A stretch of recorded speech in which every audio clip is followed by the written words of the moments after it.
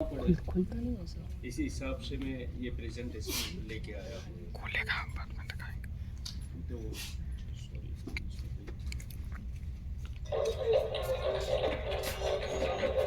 ये नगाड़ा के साथ आप लोगों का हार्दिक स्वागत करता हूँ।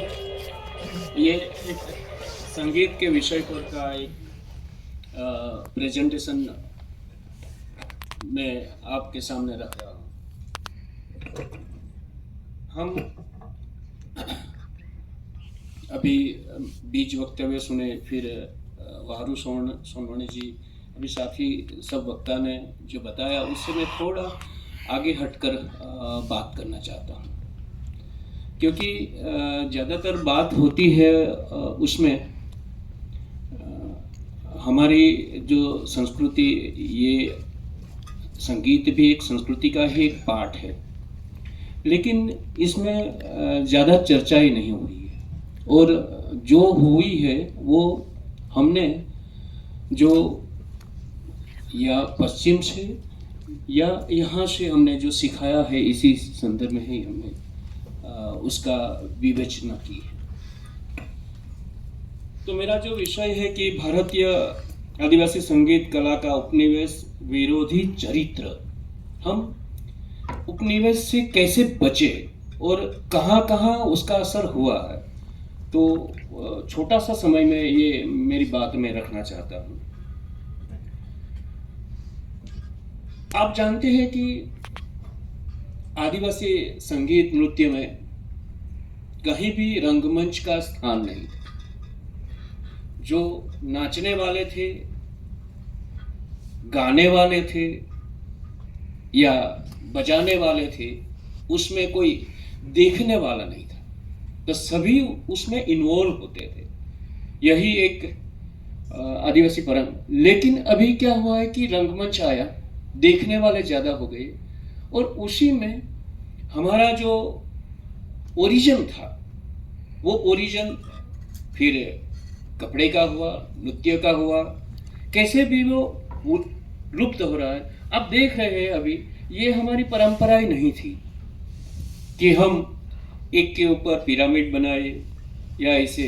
तो हमारे सामने जो लोग आए, जो सिर्फ देखने के लिए आए, तो ये एक बाजार का हमारे जीवन में, तो हम जो आर्ट है फिर दूसरे किस्म से, लेकिन ये ऐसा कभी नहीं था। फिर हम थोड़ा आगे बढ़ेंगे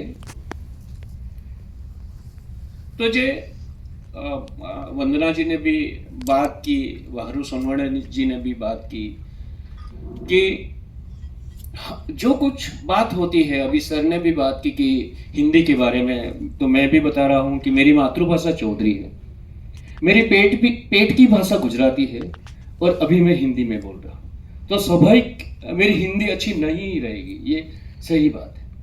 लेकिन जब कोई बात रखने के लिए हम प्रस्तुत होते हैं, तो यही बात आप यहाँ देख सकते हैं। जो नाम आए, ये भी वाद्य यंत्र विलुप्त होने की कगार पर है। जो अगर कुंडूर केरल में उनको मिलन पे चेंडा, फिर इजुंग टेपुंग, ऐसा आदिवासी भाषा में। लेकिन फिर क्या हुआ कि उसको बाम्बू स्लाइड ड्रम, कि बाम्बू का स्लाइड वाला ड्रम बता दिया। तो हर किस्म को ड्रम बताने के जो उपनिवेश से, यानी कि अंग्रेजी या पश्चिम से जो लोग आए, तो बस ड्रम। ये आप ये नागा समुदाय का जो लोक ड्रम है, तो उसको भी लोक ड्रम बना दिया। फिर अगर हम आगे देखेंगे तो जो पूरे भारत के आदिवासियों का, और इसमें भी स्त्रियों का जो वाद्य यंत्र है, जिसको हम हमारी भाषा में टिंगरी बोलते हैं, तो सभी आदिवासियों का एक कॉमन वाद्य है। लेकिन उसको क्या सभी जगह कोई भी बजाएगा उसको जेव साहब, यानी कि ट्राइबल लैंग्वेज में इतने सारे नाम उनके हैं, तो वो सारे नाम उसमें नहीं आते। तो ये जो नाम की बात हम करेंगे, ऐसे हम बोलते हैं कि नाम में क्या रखा है, लेकिन उसमें भी अगर देखेंगे तो काव बेल, लोक ड्रम, फिर जिंगल बेल, तो ये अंग्रेजों ने दिया हुआ नाम हम अभी पढ़ रहे हैं। अगर जो कोई नाम आएगा तो वो नाम तो ओरिजिनल तो चला जाता है, फिर उसमें ओरिजिनल नहीं रहता तो उसकी जो ब्यूटी है वो ख़त्म हो जाती है। ऐसे ही जो पोर्ट का हुआ, जो मटके से बना, तो उसमें कॉमन आ गया पोर्ट ड्रम। लेकिन अगर हम देखेंगे तो ये एक सिंबल है। डांग या महाराष्ट्र की बात को तो डेरा, फिर इरुला, पेरा इरुला का हुआ, फिर आसाम का घुमसा हुआ, गोवा का घुमट हुआ। तो ये ट्राइबल जो पोर्ट से बने हैं इंस्ट्रूमेंट, तो उसको बस पोर्ट ड्रम। तो ये एक नाम की बात हुई। ऐसे ही हम थोड़ी संक्षिप्त में, क्योंकि समय की पाबंदी मैं जानता हूँ, इसीलिए मैं बहुत तेजी से आगे चल रहा हूँ। ऐसे ही आदिवासी वाद्यों की जो विशेषताएं है, आदिवासी वाद्य सभी वाद्य प्रकृति के तत्व से ही बने हैं। अगर हम तंतु वाद्यों की बात करेंगे तो हम सोचेंगे कि वहां तो तार आता है, नहीं, वो आंत से बनाया जाता था। लोहा कहीं नहीं था, सिर्फ बांस, कोई पक्षी का पीछा हुआ, कभी सींग हुआ, कभी लौकी की डिफरेंट टाइप की, कहीं खरगोश का सींग हुआ, या फिर केचुए का हुआ। ये सब उसी चीज़ों से हम बताए तो इतनी सारी चीज का यूज हुआ है कि कभी हम बिलीव नहीं कर सकते। तो ये हमारा वैविध्य है।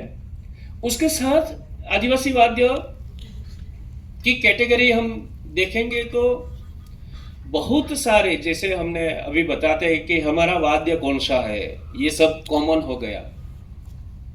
तो आदिवासियों का हर समुदाय का अपने वाद्य है। हमारे चौधरी के 18 वाद्य है सर। शादी ब्याह में बजाने वाला वाद्य अलग हुआ, पूजा के लिए बजाने वाला पवित्र वाद्य अलग हुआ, फिर मनोरंजन के लिए वाद्य अलग हुआ, फिर ऐसे जो कैटेगराइज मृत्यु के लिए वाद्य अलग हुआ। तो सभी जीवन के जो हर महत्वपूर्ण प्रसंग है उसमें जो वाद्य बजता है वो ही वाद्य बजेगा, दूसरा वाद्य नहीं बजेगा। और दूसरे वाद्य हुए जो सामूहिक हुए, जो लोग इकट्ठे होते हैं मनोरंजन के लिए, तो ये वाद्य की वैविध्य। लेकिन वो जितने तो मैं कह सकता हूं कि ये हमारा 18 वाद्य हमारे वाद्य है, अपने वाद्य। जैसे हमारी भाषा है, हमारी संस्कृति है, ऐसे अपने वाद्य। तो हर समुदाय के अलग अलग वाद्य है। और ऐसे माना जाता है कि जिन समुदाय के पास सबसे ज्यादा वाद्य यंत्र है वो या अपने जीवन के रूप में सुखी समृद्ध माना जाता है। और ये सब वाद्य अपने आप में बनाते हैं और बजाते हैं। अगर ये एक वाद्य जो मैं बाद में बताता हूं कि नर और नारी, ज्यादातर आदिवासी वाद्यों में नर और नारी का सुर रहता है। कहीं कुछ ऐसे वाद्य है जिसमें सिर्फ नारी बजती है, यानी कि जो सुर निकलता है वो उसको नारी यानी कि स्त्री के रूप में देखा जाता है। तो एक वाद्य यानी कि नर हमेशा बजता रहता है और नारी के जो रहता है उससे गीत या संगीत या जो बजाना है वो बजता है। आप अभी देखेंगे ये एक वाद्य यंत्र है जो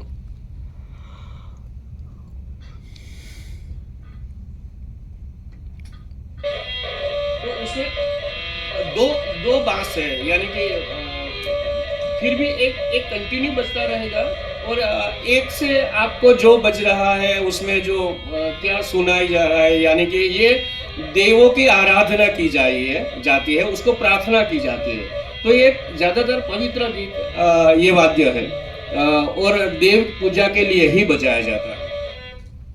फिर ऐसा ही एक वाद्य यंत्र है जो आप शायद ही देखा होगा, ये वाद्य विलुप्त हो गया है अभी, और उसमें ऊपर का सुर अलग निकलता है और नीचे का सुर अलग निकलता है। ऊपर नर है, नीचे नारी है, और एक ही बांस में से कोई भी चीज का यूज नहीं हुआ है, और ट्यून भी आप सुन सकते हैं। ये झारखंड का टूहिला वाद्य का जो संगीत है, उसी किस्म का एक बहुत ऐसे एक दूसरा वाद्य यंत्र है, और सिर्फ महिला ही बजाई जाती है, और साल में 2 ही बार, होली के वक्त और दीपावली के वक्त। जब दीपावली के वक्त वाघ की पूजा की जाती है, उसी समय ये डेरा वाद्य बजाता है, और वो क्या मटका, उस पर सागुन का पान और मोर का पीछ, और आवाज जो निकलती है वो टाइगर की जैसी, बाघ की जैसी आवाज निकलती है। मैं एक आवाज आपको सुनाना चाहता हूँ। ये